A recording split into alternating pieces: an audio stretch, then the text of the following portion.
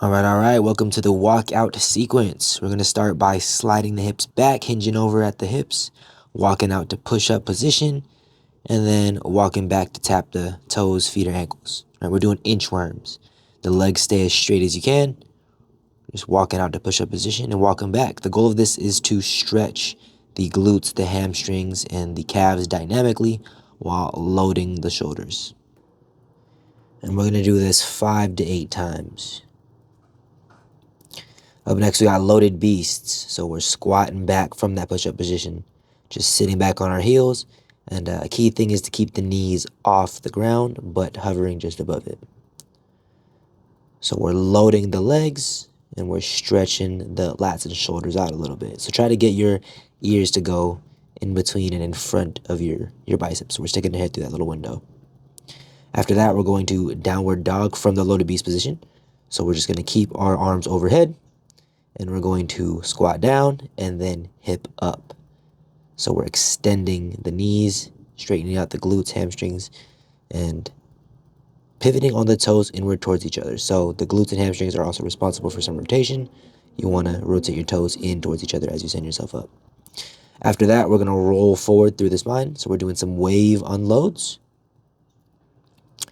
So the goal of this is to press each vertebrae of the spine up towards the sky. We're just decompressing the spine, creating some space in between the vertebrae. So we're going to wave through the spine like you're doing the worm, but we're suspended on our hands and toes. You can also do this from the knees if you need. But the goal is to move slow with control and to breathe through the movement.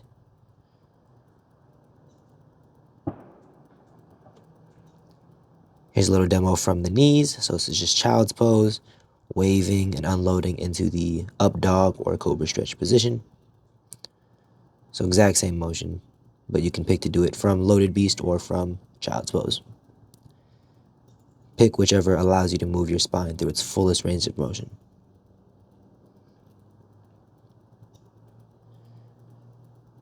After that, we're going into some beast reaches. So from loaded beast, knees off the ground, we're just doing some mountain climbers. Loaded beast to push-up position, but we're going to bring one leg up with us, bringing that knee high to the outside, almost trying to touch your armpit or tricep with your knee. So we're just starting to open up the hips, bring up the heart rate a little bit. After about 5 of these on each side, we're going to put that foot down outside the arm into a deep lunge or a lizard position. Hips are strong, we're not sagging in the hips, and we're going to twist both directions. Key thing here is to keep those hips square towards the ground. So all the mobility here for the movement should be through the thoracic or upper back, the upper spine. So we're twisting in the upper back, hips stay strong and stable in this open lizard position. The goal should be to get your hands in line with each other vertically. So we're stacking the joints from hand all the way up to the other hand as we twist both directions. With everything, 5 or so reps on each side. Of course, you can do more if you need more, but at least 5 is a good amount to get warmed up. Again, moving with control and breathing through the movement is paramount. So now we're going to do the same thing with the legs, but instead of twisting, we're going to do an arm sweep. So we're just basically doing a big sun salutation, a big circle with the inside arm, the arm closest to the high leg. Going up and around, creating the biggest shoulder circle possible, up in the handcuff position behind us, and then swimming forward into loaded beast, and then doing it on the other side.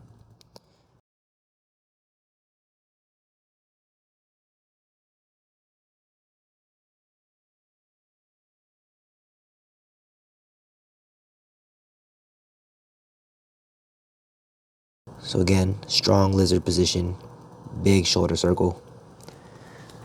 Trying to stack the shoulders above each other and above that standing arm at the top. So vertical alignment from hand through both shoulders, connecting those dots.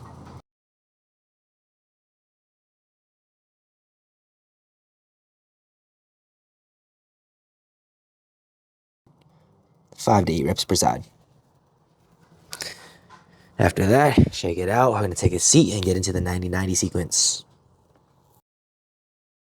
Sitting with a tall spine, feet slightly outside hip width. The feet don't move. We're just going to rotate the knees up and over the feet, kind of like windshield wipers, trying to keep the knees spread apart as far from each other as you can. Once the knees touch the ground, we want to press our hip through. And it's okay to put your hands on the ground behind you if it helps you maintain a good spine posture. But notice once the knees touch the ground, we push the hip through, connecting those dots from knee, hip, and shoulder. Try to create a straight line. And then once you're feeling fluid with that, we can kind of just floss through it. But take your time and breathe through the movement. Again, like everything else, about 5 reps each side. After that, we're going to do some pulls and presses. So from that 90-90 position, you're going to turn your attention towards the lead leg, and you're going to pull your belly button towards that calf using your hip muscles. So you're pulling your body forward actively and then pressing your leg into the ground to push your body away. So this is a hip exercise. You're pulling and pressing your body weight using that hip, like you're trying to open and close that hip against the ground. After about 5 of these, we're going to lean forward and stay in that position. Grip the ground, brace your core, get tall in the spine, and we're going to work on lifting that rear foot off the ground. So we're internally rotating the trailing leg. You lift, hold for a second, and then drop. We do that 5 times. And then we transition smoothly to the other side. Again, making sure your rib cage is stacked above your hips. Good 90-90 position. We're going to do 5 pulls and presses. You can always do more if you need more.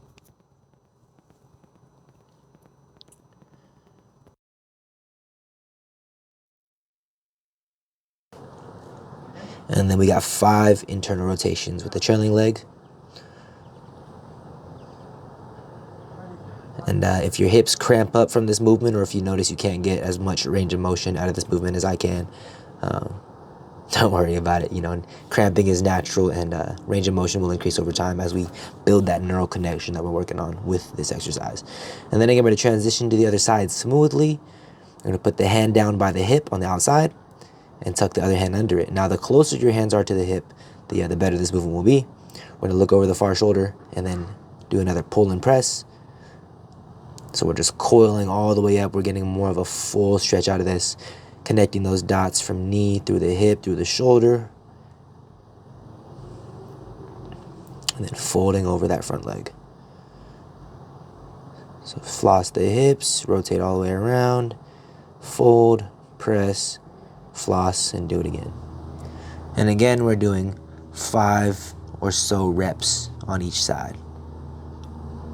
Breathing through the movement, focused on a good posture, really focused on controlling the movement of your body. So with the 90-90 sequence, we're not passively just flopping our joints around, but we're controlling the hips movement using the hip muscles, creating a better neural connection to those hips while working on increasing the range of motion. When you're done with this, you're done with the walkout sequence. So, enjoy the workout. Peace and love. Blah.